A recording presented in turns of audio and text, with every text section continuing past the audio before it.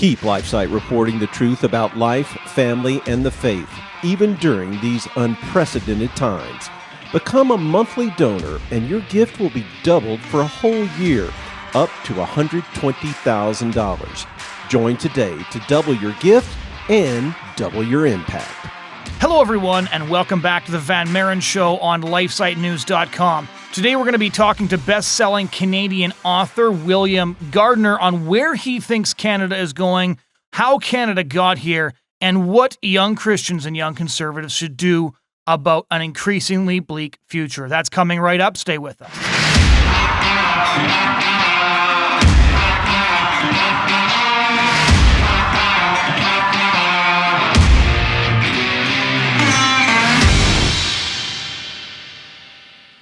Hello, everyone. My name is Jonathan Van Maren, and welcome back to the Van Maren Show on LifeSiteNews.com.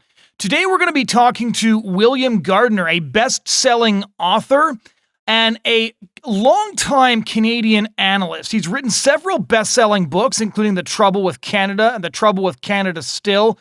He's written more recent analyses on what's going on in this country, including books called The Great Divide. He's had a fascinating career as a businessman. He was actually an Olympian as well. He did the decathlon for Canada, and he's an absolutely fascinating author and commentator. He has no fear, is completely willing to defend Christian and conservative values in mainstream media whenever he gets the chance.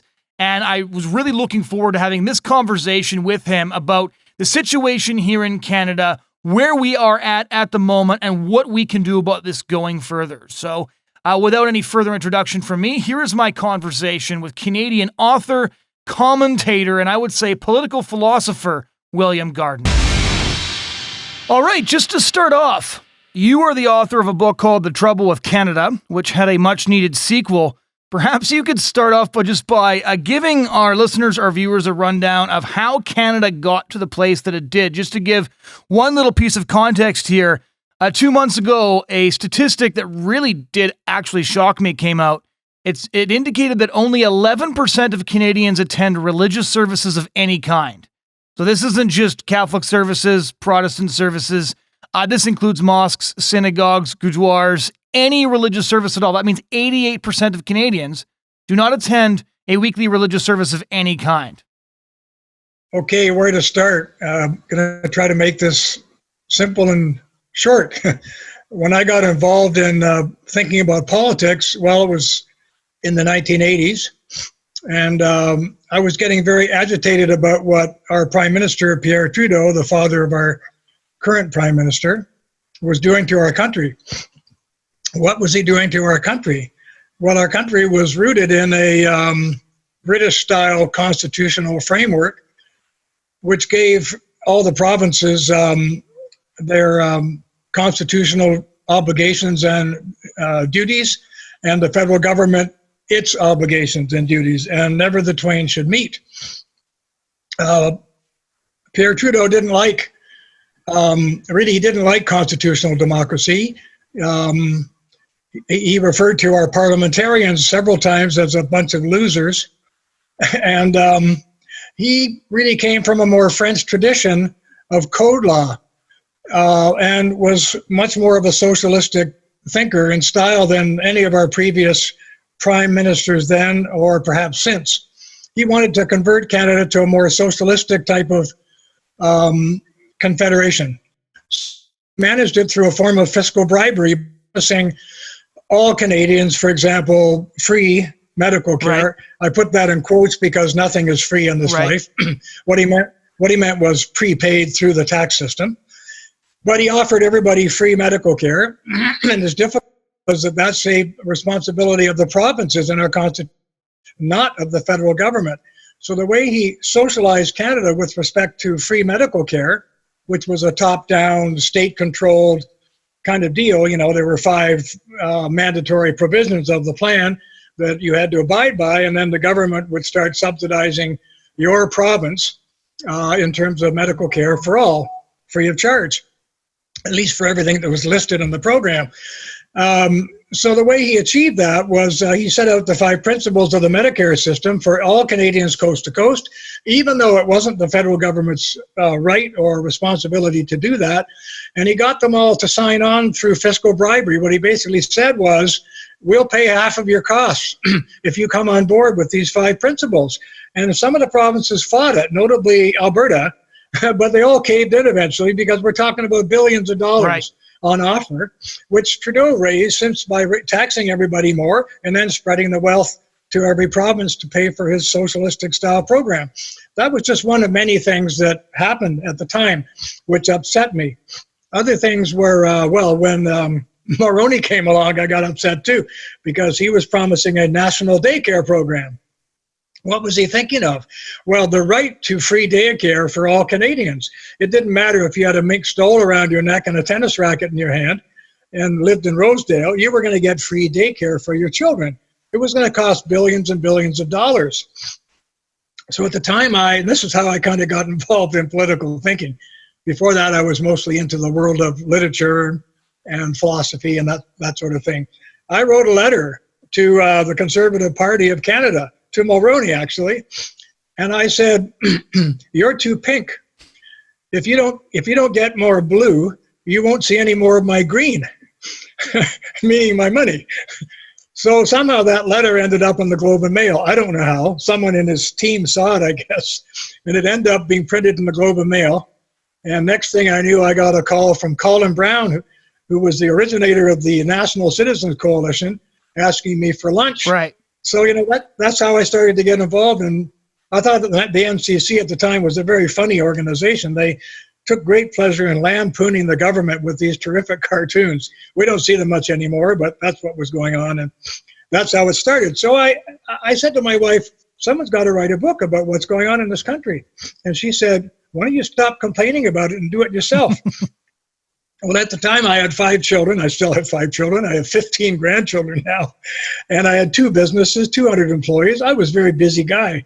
So I was waking up with a bit of anxiety, 4:30 in the morning. She said, instead of trying to go back to sleep, just get a cup of tea, go down to your study, and start writing your book. Boy, that was great advice. So I started doing that.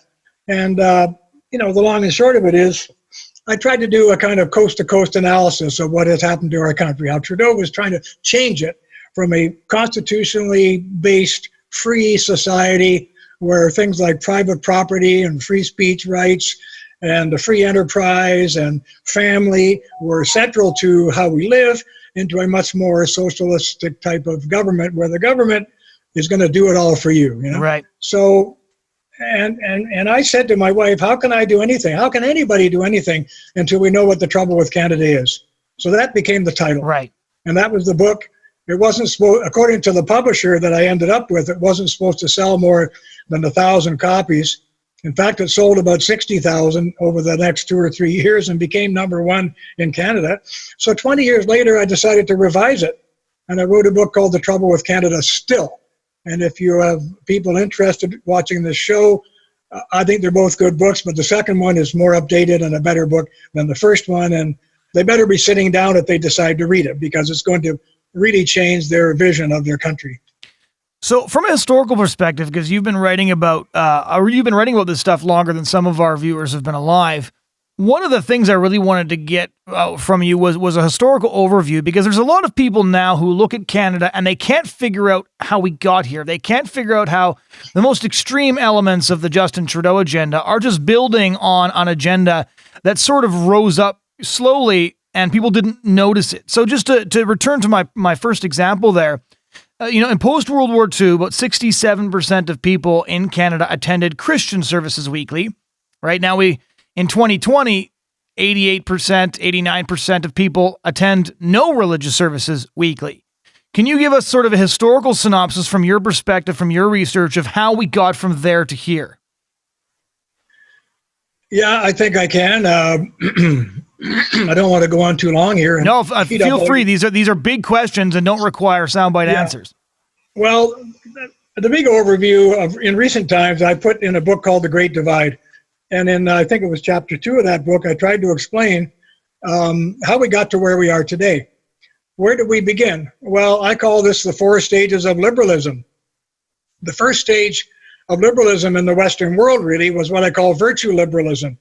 Are the settlers who came to Canada and to the New World from Europe trying to escape religious and political oppression over there, really came to North America to establish a kind of New Jerusalem, if you like. They were interested in freedom and liberty, but only, listen to this, only so that they could be good. That's why they wanted to be free. So you're talking about Plymouth Rock here, or are you talking about the settlers in Quebec and all that as well? All North America. Okay. The early settlers who came here, they were interested in liberty, but not because they wanted to, say, be free to sexually or right. to be free to do whatever they wanted, period. They mostly wanted to be free so they could express their own conception of religious virtue, in this case, right. in a free land without being persecuted. So that was stage one, what I call stage one. Stage two was really began with the enormous influence of philosophers like John Locke, Adam Smith, and so on. Their thinking was pretty much absorbed into the whole Western world through books like Adam Smith's Wealth of Nations, John Locke's two treatises of government. Mm-hmm. And you can find those kind of a précis of those in the American Declaration of Independence. And you can also find all sorts of scraps of that thinking in Canada's Founding Debates, which is a book I recommend to any scholars who happen to be listening, that I put together in the year 2000, which was a annotated assembly of all of Canada's founding debates. You can see the shadow of Locke walking all through that book, along with many other political philosophers whose thoughts were so well digested on the street, so to speak, or by ordinary thinkers, that their names are hardly mentioned in those texts. At any rate, that became the sort of stage two of liberalism. It had to do with private property rights, individual rights, and all that sort of thing. And it lasted, it served well for about 150 years in the North American continent. It was based on liberty. That was the foundation of it, without the virtue stuff necessarily being part of it. It was economic liberty, private property liberty, individual rights liberty, and that kind of thing. Yeah. We still hear a lot of that today. But what happened was those liberals began to see after a while that this kind of stage two liberty was great, but it wasn't doing what they wanted. It wasn't creating the good society.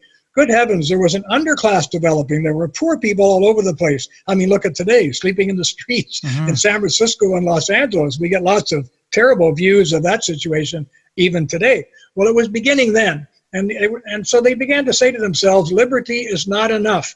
This was the axis, and this was the changing point in the development of Western political thinking. Liberty is not enough as a foundation for the good society. We need equality too. So stage three was what I call equality liberalism. Soon these liberal thinkers, I'm using the sense of liberal in the original good sense of people who thought freedom was the best basis for a constitution. They began to see that it wasn't enough. We need equality too, because you can't be free unless you have equality. Right. One of the critics of Western freedom liberalism, in fact, made a joke about this. He said, all men are free to sleep under park benches, right? And that was taking aim at the rich and all that, right? And it was a cutting line because it hurt. If you really thought that the best society would be a free society for all, equal opportunity and all that, your thinking got overturned by that kind of comment. What do we do about these people who can't make it in a free society? Right. What about the people who don't have any bootstraps, sort of thing? You got it. For whatever reason, either they're lazy, they're stupid, they're shiftless, they're hardworking, they have bad luck, they got hit by lightning. I mean, who knows? But they are there. We have to do something about it. So the foundation of Western liberalism began to shift from a foundation in liberty to a foundation in equality. However, that threw the entire Western world into a contradiction. Hegel would have called it a massive contradiction. What do you do if you're trying to pretend that your society is going to progress with two contradictory foundations, one in individual liberty and the other one in equality for all? And I don't mean equality of opportunity or equality before the law. They meant equality of outcome. Yeah, right. We got to make their lives better, and we do it through government policy from the top. In other words, we're going to do it by force. Well, how can you have a state rooted in force for everybody and also in liberty for everybody? Well, this takes me to stage four of my little analysis here, which is what I call libertarian socialism. It wasn't like there was a conductor up there saying, here's what we're going to do now. It kind of evolved naturally throughout the process of thinking it through. What we have decided to do with this massive contradiction, which would have ruined us in the end, I think, is we've decided to divide the body politic into two bodies, a personal physical body and a political body. What we're saying to people personally is you can have all the freedom you want, all the drug use you want, the sex that you want. We'll get rid of the definition of marriage. You can have homosexuality, you can have your marijuana, you can have your pornography, even in the nicest hotels. However, when it comes to whatever we think the state can provide to everyone equally, right, we are going to be socialistic. So we managed to come up with solving the contradiction between these two foundations through something I call libertarian socialism. The people have never felt so free in these personal and physical ways, yet they've never been so surrounded by regulation as we are today. Most of us don't even see it because it's just part of everything we do. Right. The first thing most Canadians say when they see or hear of a problem is, what's the government going to do about it? Mm-hmm. That's where our minds are. So that's my analysis of how we got to where we are today. So that makes a lot of sense from a political perspective, and it kind of explains, I think, the political philosophy that evolved along with the emergence of the sexual revolution. At what point in this analysis do you think people started to abandon religious faith of all types? Well, you've asked the religious question a few times now. I can see that it's top of mind, and I think it's an incredibly important one. My basic analysis of this is to say that human beings are religious by nature. They all have a hunger for God. However, where they got into trouble in terms of this hunger for God and established religion was through what they call theodicy, reconciling the idea of God with the idea of justice, universal justice, which is what everybody wanted. That's why we ended up with libertarian socialism. People decided, well, God's not doing it, so we're going to have to do it. We're going to have to create a kingdom of heaven on earth, and we're going to do it with the social democracy, or socialism in the case of Europe. So that was the kind of solution. Now, there's a huge history to this. I've actually written about it in a large book I wrote in the year 2000 called The Trouble with Democracy. There are quite a few chapters in there dealing with the religious question and the foundation of religion in the West and what happened to it, and the rise and the with Christianity of a form of theology called Gnosticism. Right. Yeah. There's no use going into that now. It's too complicated. But fundamentally, once you secularize all this, you come down to the idea that the promise of God has been broken. So we progressive human beings are going to have to create it here on earth, which doesn't mean they're less religious. They've just kind of installed the religious instinct in their own social and programs instead of in the church.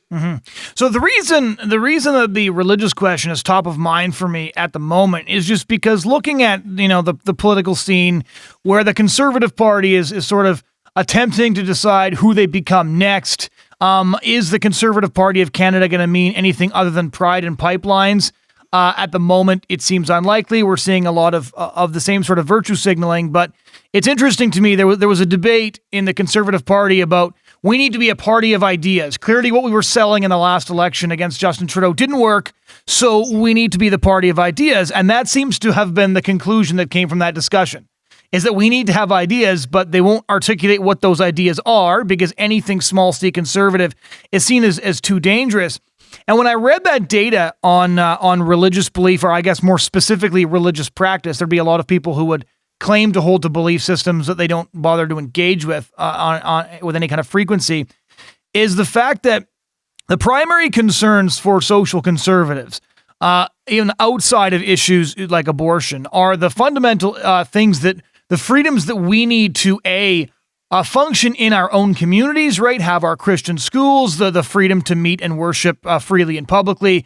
And then second of all, the freedom of conscience, which means that doctors can opt out of assisting with euthanasia, assisted suicide, don't have to dispense birth control or abortifacient if they don't want to, those sorts of things.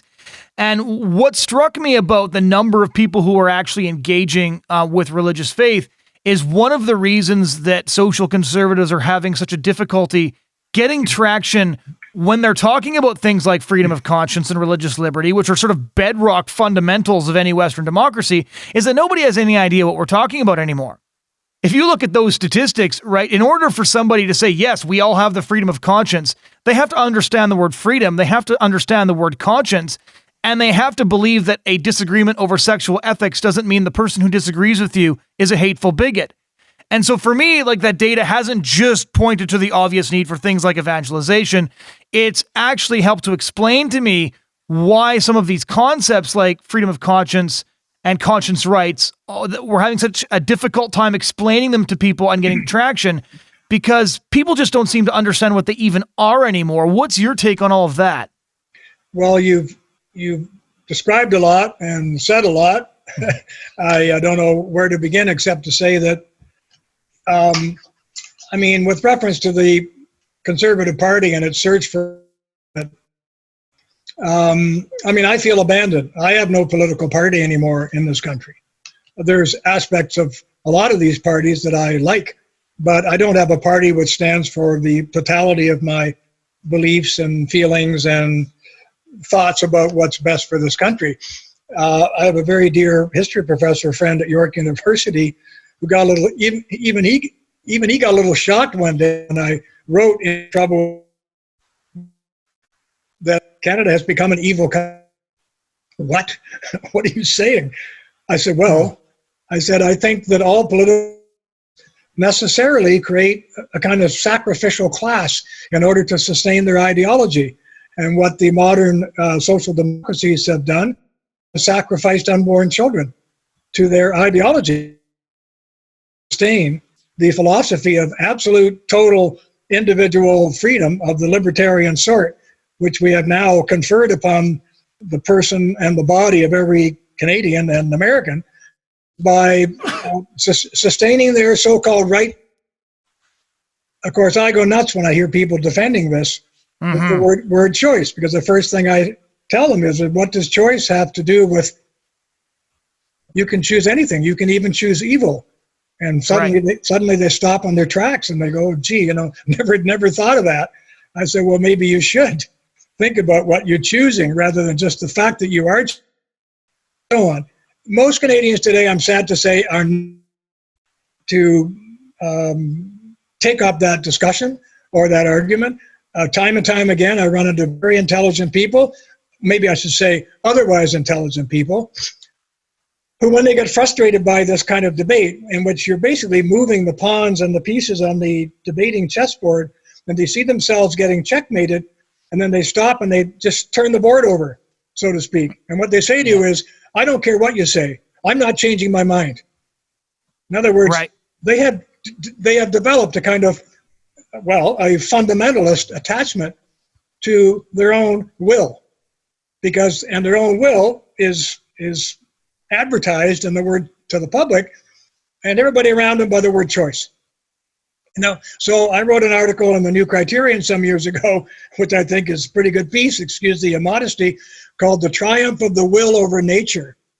And it's characteristic of our time that again and again, wherever we turn, if you look at the ideological foundation of what people are arguing with these progressive ideals, especially with respect to themselves and their bodies and their sexual rights and all the rest of it, is they're arguing that their own will should triumph over nature, including over their own biology. Look at the modern fuss about gender and choosing your own gender identity. What you're basically saying is, my will has the right to command the nature of my biology, which to many of us is simply ridiculous and crazy, but it's part of the public discourse these days, and a lot of people are on, especially in the left-leaning media and the universities and so on, are on board with it. We even have laws now being floated in our own parliament, basically threatening to take threatening parents with punishment and fines and jail time for trying to dictate to their even 9-year-old children that they can't just get out of bed one day and say, hey, Dad, I want to be a girl. I think I'm a girl.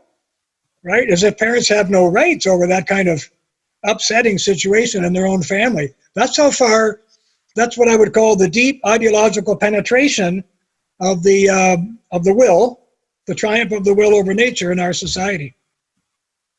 So, to further expand on that, how would you characterize where we're at? You've said now that you don't feel like you have a party, and one of my primary concerns about the situation in Canada as well is just that it's not only that the Liberals are pushing the things that you've just been describing, it's also that they have no meaningful opposition. So where does that leave us right now in 2020, in your view?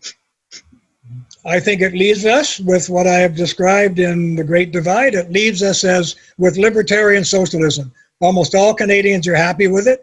They think they're freer than they have ever been in terms of their personal appetites, sexual appetites, drug appetites, pornography appetites, entertainment appetites, you name it. Never been so free. And they are quite willing to put up with being completely surrounded by regulation on all sides, from the municipality to the province to the federal government.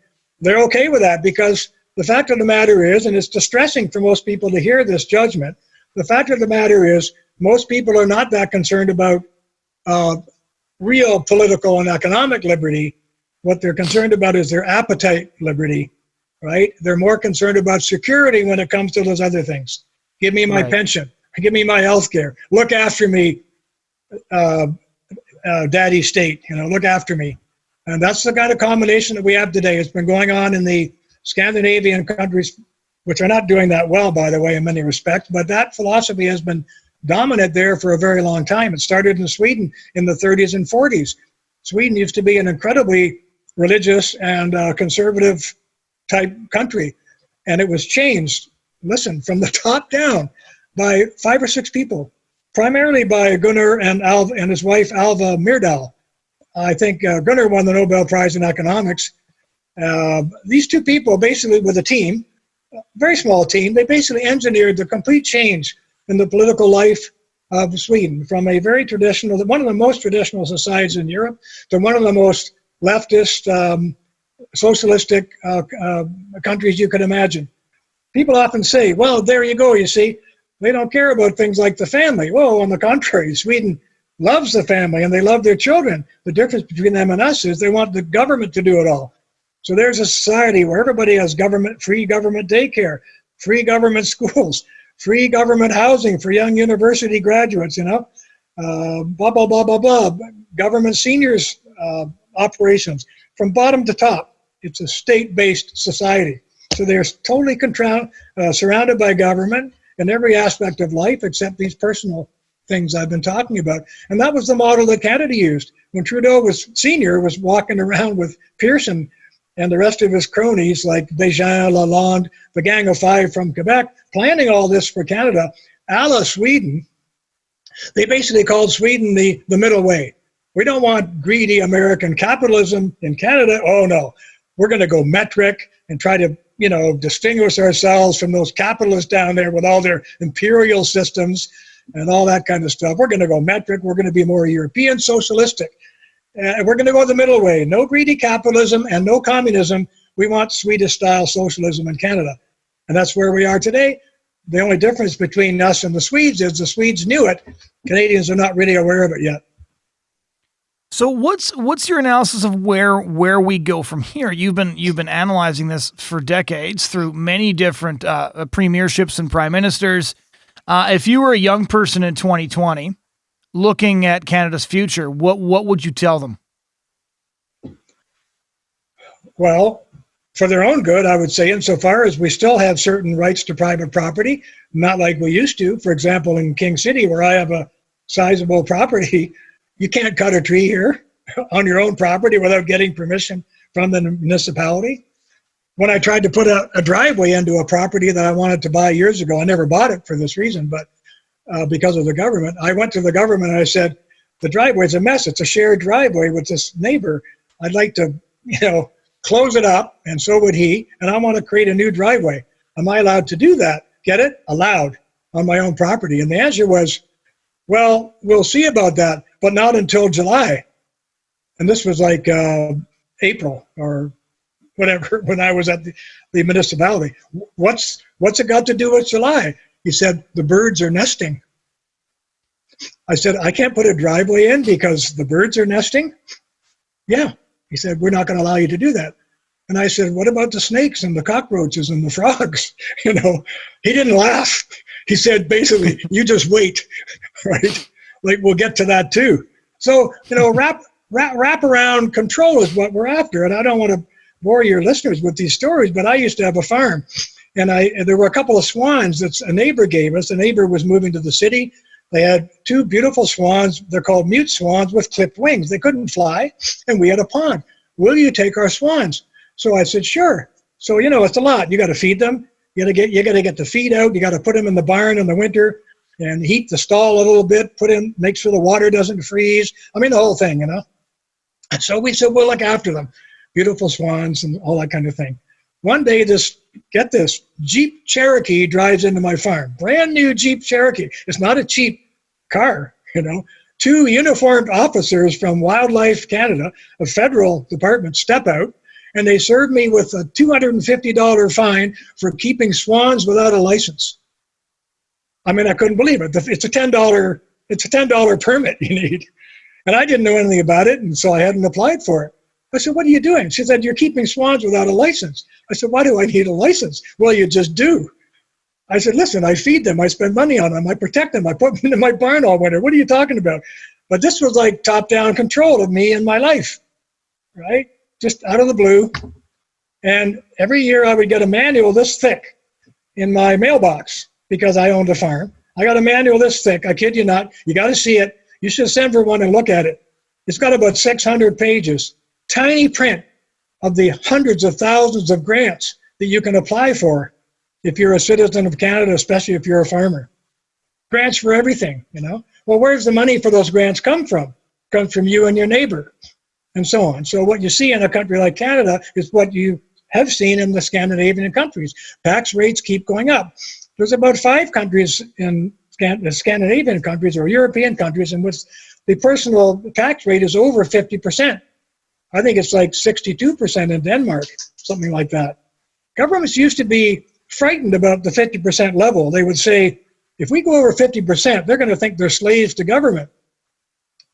Part of my message here is that people don't mind being slaves in terms of whatever it is the government can do for them. What they don't want to be slaves to is their own biology and their own appetites. And that's why I talk about the triumph of the will over nature. So what I'm getting from that is that you think that government's going to continue to grow, the liberties are going to continue to shrink. Do you have any specific observations? It's a risky thing, but any specific predictions? Do you think this gender thing will run out of steam eventually? For example, that nature will bite back, or that in Canada it's going to continue to go. We went from Bill 16 to the conversion therapy ban, which you just referenced. Do you think this thing is going to run out of steam, or do you think that libertarian socialism, as you put it, is going to continue to grow and restrict our freedoms? Well, what do you think the future is, for example, for Christian communities who can't live in obedience to some of these laws? Well, I think they're going to continue to cocoon and sequester themselves. They've been doing that for decades. We see that in the emptying of the pews and also the conversion of some of the churches, like the Anglican Church. They're coming on side, defending gay marriage, defending homosexuality. Heavens, defending abortion. I don't know what they're doing, but they see themselves losing their market share, so to speak, and so they capitulate. Catholic Church so far hasn't capitulated insofar as I can see, but they may end up doing that. I don't know.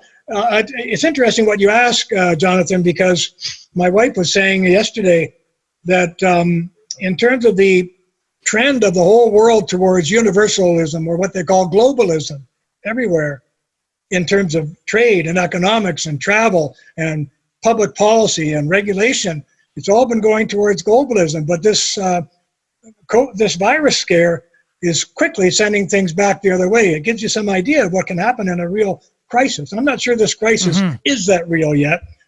To me, the regular flu over the last few decades has been 100 times worse than this. But this may end up being worse. We don't know. Maybe more virulent. Maybe it mutates faster. I don't know. But people seem to get sick. They get better quickly, and it's mostly affecting very old people wherever it does kill. At any rate, let's hope it doesn't get any worse. But what I'm trying to say is that the panic surrounding it has renationalized everybody. Trump was saying this 4 years ago, make America great again. Nobody has said make Canada great again, but They are now in the sense of, we're going to have to close our borders to travel. We're going to have to protect ourselves. We're going to have to take back the patents to our drugs and the manufacture of our drugs, take it back from China, get our own industries going. So we have kind of a renationalization taking place now in the face of this globalization crisis, which is the virus. First time we've seen it in our lifetime, outside of, say, the Second World War. Mm-hmm. So what kind of advice would you have for young Canadians? Because you do paint a pretty bleak picture, none of which surprises me, per se. But what would you tell young Canadians? It's always sort of interesting when I hear analyses like this, right? There's a lot of people that are just starting off, just starting to have children, and they're seeing all these laws get passed. They're seeing the space in which they're permitted to actually exercise their beliefs shrink. And the obvious question then is, well, what do we do and how do we respond? So I wanted to ask you this because you've been following this for so many decades. What would you say to young Canadians who are worried about the state of Canada? What would you tell them to do? Any advice? Yeah, I wrote an essay about this called The 4 F's and the 4 G's some years ago. I actually presented it to a church group and they were all over it. Freedom, family, free enterprise, and faith. Those are the 4 F's, and if you can build your life around those 4 F's, you're probably going to do okay. You may have to sequester yourself more than you thought you would be. You may have to be more privatized in terms of your attitude and the friends you keep. And, you may have to start growing your own vegetables. I don't know. But the 4 F's, freedom, family, free enterprise, and faith, should be the focus of your young life. What's the alternative to that? Where has Canada gone? Well, we have government, we have tax grabs, all this kind of thing I call the 4 G's. And I'll send you the essay. You might enjoy it. But if you have to, and that's what I do ask, why did this happen? How did it happen? Well, it came through the modern liberal or libertarian socialist progressive ideology. So it's true my analyses sound a bit grim. On the other hand, I only write them because I love my country or have loved it. Mm-hmm. And you can't write this kind of thing about your country unless you do, because you have to go deep and you have to get to the source of the issues in order to fight back. Otherwise, you're throwing water on the smoke, not on the fire. My books are all about the fire. If you want to understand the fire in Canada, the ground fire, get The Trouble with Canada Still. If you want to understand it internationally in terms of libertarian socialism, get The Great Divide. And I don't say to my friends, read my books. That would be egotistical. No, I say, study them. Sit down with a pen and paper, make some notes, actually study these books, because they're not novels or sex books or whatever else you like to read, And we need to get thinking about a people, and then we need to speak up. I was also the founder of an organization called Socialist Canada 25 years ago. The membership is basically comprised of people like you, people in the media who have a more conservative, I guess you call Burkean take on life, a more true value of individual liberty than where it's gone today, which I've been describing. And we gather once a year for a conference. This year it's in Calgary. I hope it doesn't get canceled because of the virus. But we've been going for 25 years, and our members doing exactly what you're doing, writing books, articles, doing podcasts, TV shows, journalism. They probably influence 3 or 4 million Canadians every year with their opinions. But for goodness sake, I say to the young, speak up.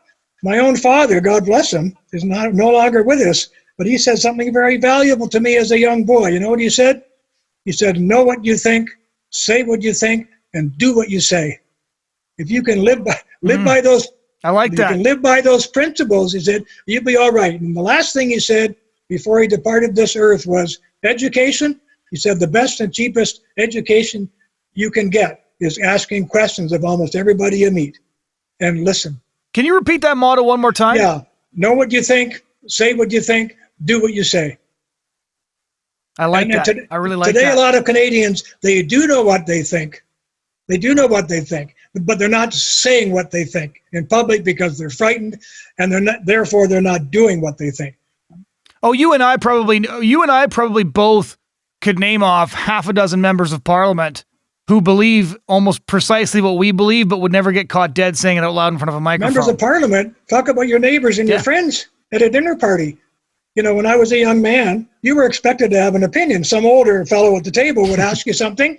You were expected to have an opinion. And if it was a stupid opinion, he might not use that word, but he might say, how can you say that?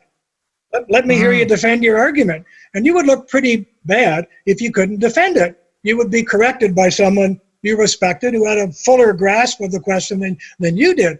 But today, those topics don't even come up. All we're doing is small talk at the table. There's 20 or 30 things we're frightened to raise. We might offend somebody. Good heavens, when I give public speeches, it's inevitable. Somebody, usually a feminist, male or female, a radical, stands up and says, Mr. Gairdner, I'm outraged by what you've been saying. The room goes crazy quiet. And I look at them right in the eye. You know what I say? I say, you couldn't be more outraged than I am. Now, what's your point? You know what? It's like watching air come out of a balloon. And if they're smart, they go, I see. You want me to say something you can actually grapple with. I said, yes, of course. I can't deal with your emotions. I'm just as upset as you are. So what? What's your point? And then we get into a debate. See, we're on the chessboard now. You make a move, I make a move. Let's see who wins this debate. Because it's a win-win situation. Either I learn something and it's a win, or you learn something and it's a win. But nobody loses. So let's go at it. And I wish our whole society had that attitude towards public discussion. Final question, where can our listeners and our viewers find your work? Pardon me? Where can our listeners and our viewers find your work? Well, excuse the flagrant self-promotion, but I urge them all to go to my website. It's williamgairdner.com, .ca. It's williamgairdner.ca. All my books are on the website, a description of every book, and you've got an Amazon link under the book. You just click it, and away you go. And all I can say is, with respect to most of them, you better be sitting down when you read them. Well, thank you so much for taking the time to join us and explain all of this. Thank you, Jonathan, for having me. Ladies and gentlemen, that was my conversation with Canadian author and commentator William Gairdner. If you want to check out any past shows, please go to lifesitenews.com. Click on the podcast link. You'll find us there. If you're watching this on YouTube, please subscribe and encourage others to do so. And if you want to see other news and commentary, again, head over to lifesitenews.com. I write several columns a week, and we do appreciate you keeping up with this essential life, culture, and family news. Thanks for joining us this week, and we do hope you'll join us again next week.